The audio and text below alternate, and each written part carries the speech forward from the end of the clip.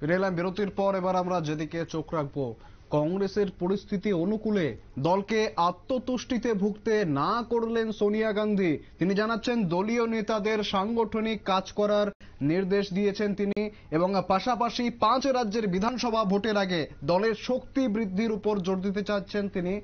আমরা জানবো বিস্তারিত ঠিক কি হয়েছে ঘটনা। আমাদের সঙ্গে রয়েছেন আমাদের প্রতিনিধি সুমন্ত ব্যানার্জি। সুমন্ত, ঠিক কি জানা যাচ্ছে, কি বার্তা সোনিয়া গান্ধীর? দেখো শুভেন্দু, একেবারে স্পষ্ট ভাষা এই মুহূর্তে কংগ্রেস লোকসভা নির্বাচনে জয়ের পর যেভাবে 99টি আসন পেয়ে আবার তারা বিরোধী দলের তকমা ফিরে পেয়েছে সংসদে, সেই জায়গায় দাঁড়িয়ে একেবারে কিন্তু স্পষ্ট বার্তা দিয়েছেন সোনিয়া গান্ধী। তিনি দলের প্রত্যেক কর্মীকে চাঙ্গা করতে বলছেন যে দল কিন্তু ভালো জায়গায় রয়েছে, সুবিধাজনক জায়গায় রয়েছে।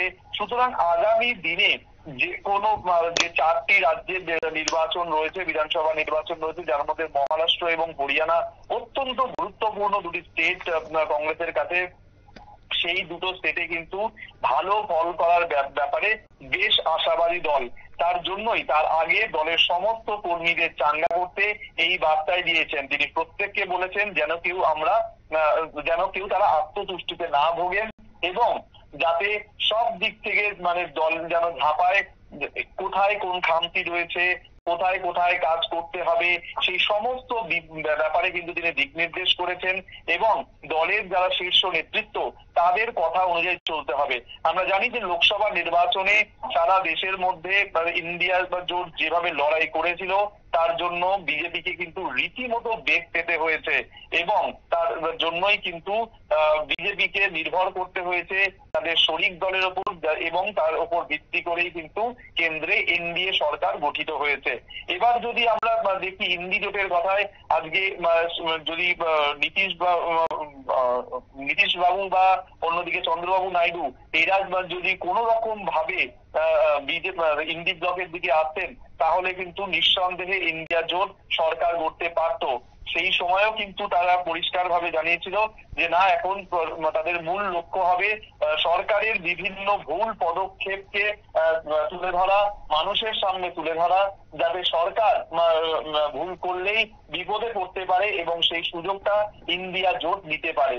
সেই জায়গায় দাঁড়িয়েই কিন্তু আজকে একেবারে পরিষ্কার ভাষায় সোনিয়া গান্ধী দলের সমস্ত কর্মীদের বার্তা দিলেন, এবং এই বার্তার ফলে আগামী দিনে যে সমস্ত নির্বাচনগুলো রয়েছে সেই নির্বাচনগুলোতে কংগ্রেস ভালো ফল করবে বলেই আশা প্রকাশ করেছেন সোনিয়া গান্ধী। তার জন্য আত্মতুষ্টিতে ভুগলে কোনো রকম ভাবে চলবে না। প্রত্যেকটা যদি আমরা নির্বাচনগুলো দেখি, যদি মহারাষ্ট্রের দিকে নজর রাখি, সেখানে কিন্তু ইতিমধ্যেই মহা আঘাড়ি একটা জোট রয়েছে, যেখানে কংগ্রেস রয়েছে, এনসিপি রয়েছে, এবং তার সঙ্গে উদ্ধব ঠাকরে সেনা রয়েছে, শিবসেনা রয়েছে। অন্যদিকে বিরোধী যারা একনাথ শিন্ডের যারা শিবসেনা, সেখানকার যারা বিধায়করা রয়েছেন, তারা অনেকেই যে দলের সঙ্গে আর থাকতে চান না, একনাথ শিন্ডের হয়ে থাকতে চান না, সেটা আমরা ইতিমধ্যেই কিন্তু বিভিন্ন সময় খবরে তুলে ধরেছি। তারা কিন্তু রীতিমতো কখনো এনসিপির সঙ্গে, কখনো উদ্ধব ঠাকরে শিবসেনার সঙ্গে যোগাযোগ রেখে চলেছেন।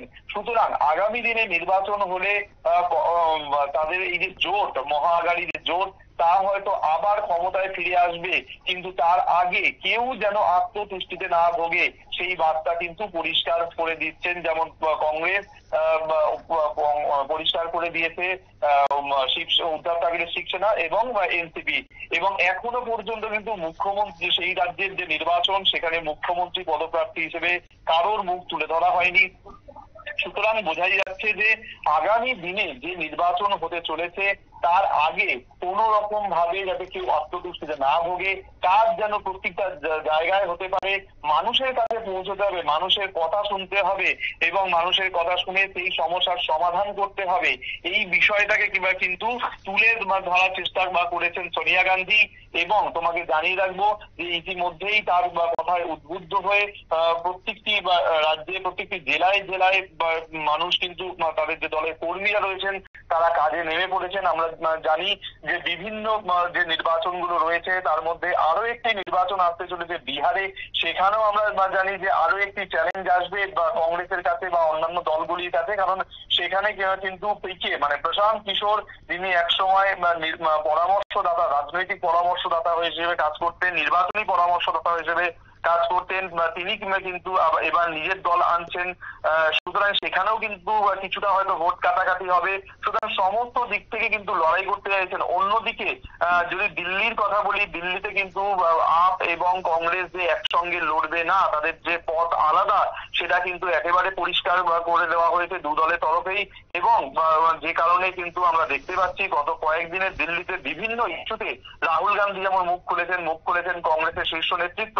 সুতরাং বলা যেতেই পারে যে কংগ্রেস লোকসভা নির্বাচনে জয়ের পর একটা কনফিডেন্স আলাদা করে গ্রো করেছে দলের মধ্যে, কিন্তু সেই কনফিডেন্সটা যেন কোনো রকম ভাবে ওভার কনফিডেন্সে পরিণত না হয়ে যায়, বা মানুষের পাশে থেকেই যেন কর্মীরা কাজ করে, মানুষের হয়ে যেন কাজ করে, যেখানে যেখানে সমস্যা রয়েছে সেইগুলোকে যেন পয়েন্ট আউট করা হয়।